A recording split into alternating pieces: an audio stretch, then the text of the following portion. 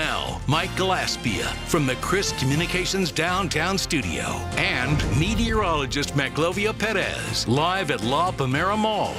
This is Chris 6 News at noon.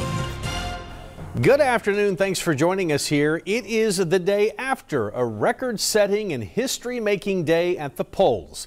Here in Nueces County, unofficial totals show that we had a voter turnout of just over 46%. Nearly 95,000 of the county's 205,000 registered voters took part in yesterday's midterm elections.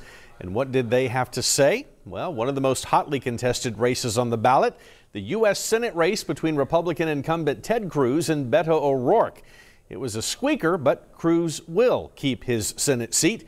It was a close race for Cruz against the El Paso congressman, while O'Rourke won in Nueces County with just over 50% of the votes. Cruz is currently sitting at 51% statewide.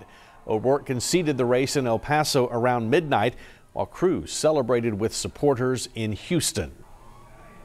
I am forever grateful to every single one of you for making this possible. I believe in you. I believe in Texas. I believe in this country. This was an election about hope and about the future, and the people of Texas rendered a verdict that we want a future with more jobs and more security and more freedom.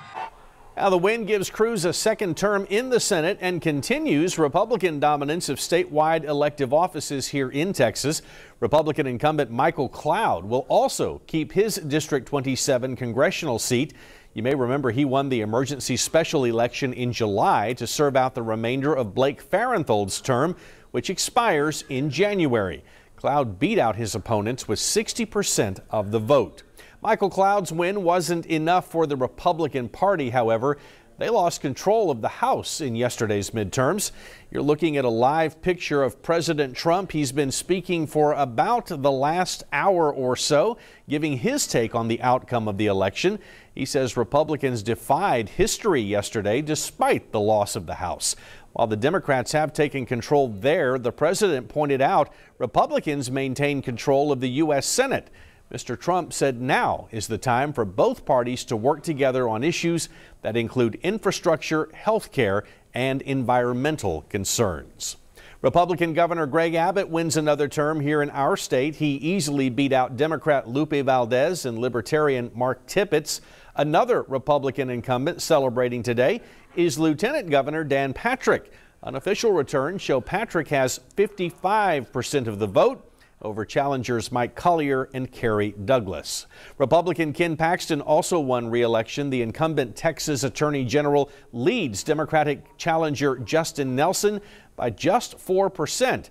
Nelson conceded to Paxton a little after 10 last night.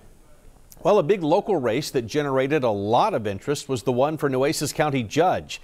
Democrat Barbara Canales is the unofficial winner in that race. She beat Republican and former County Commissioner Mike Pusley.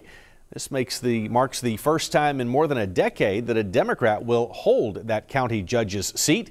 That victory also means the Democrats are back in power on the Commissioner's Court with a 3-2 vote majority.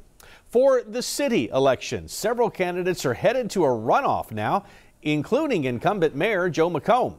According to the unofficial returns, McComb has just 49.73% of the vote, and that means he, along with challenger Michael Hall, will have a December runoff election. We feel pretty confident going into the runoff. We'll be ready. We're not going to take anything lightly.